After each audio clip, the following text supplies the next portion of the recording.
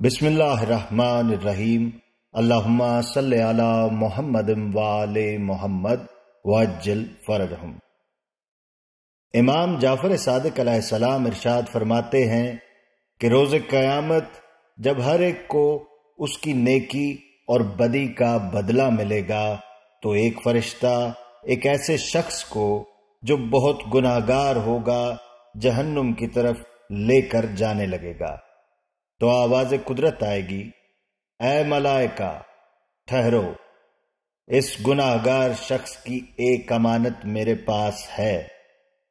پس اس شخص کو ایک اتنا چمکدار موتی دیا جائے گا جس کی نورانی شعاؤں سے میدان حشر منور ہو جائے گا۔ وہ موتی دیکھ کر وہ شخص کہے گا کہ اے پالنے والے، میں تو اس امانت سے آگاہ نہیں، جبکہ تو اس کی حقیقت سے خوب واقف ہے۔ ارشاد رب العزت ہوگا، اے میرے بندے، یہ وہ آنسو ہے جو غم حسین میں تیری آنکھ سے نکل کر تیرے رخسار پر بہا تھا، پس اس کو تمام اوصیاء اور انبیاء کے پاس لے کر جاؤ اور اس کی قیمت دریافت کرو۔ وہ شخص ارشاد خداوندی کے مطابق یکے بعد دیگرے تمام انبیاء کی خدمت میں حاضر ہوگا، حتیٰ کہ حضرت محمد مصطفیٰ صلی اللہ علیہ وآلہ وسلم کے پاس حاضر ہوگا، اور ہر نبی اور ہر وصی سے پوچھے گا کہ اس موتی کی کیا قیمت ہے۔ جب تمام انبیاء و اوصیاء اس نورانی موتی کی قیمت لگانے سے قاصر ہوں گے تو وہ شخص چلتا چلتا امام حسین علیہ السلام کی خدمت اقدس میں پہنچے گا۔ امام حسین علیہ السلام اسے دیکھتے ہی اٹھ کر گلے سے لگا لیں گے اور اس پر ایسی شفقت فرمائیں گے جیسی شفقت ایک باپ اپنے بیٹے سے فرماتا ہے۔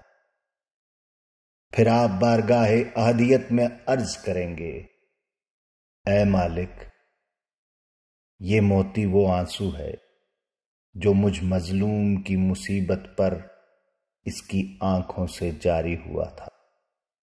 مالک، اس کی قیمت یہ ہے کہ اس کے تمام گناہ معاف فرما اور آتش جہنم سے نجات دے کر بہشت میں داخل فرما۔ آواز قدرت آئے گی، اے حسین، ہم نے نہ صرف اس کے بلکہ اس کے والدین کے بھی گناہ معاف کر دیے، اس لیے یہ آپ کے ساتھ بہشت میں داخل ہوگا۔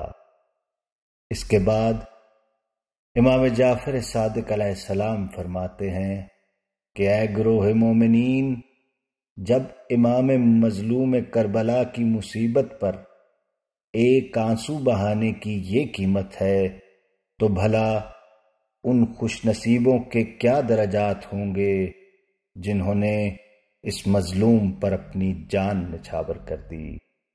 اللہم صلی علی محمد وآل محمد وعجل فرجہم۔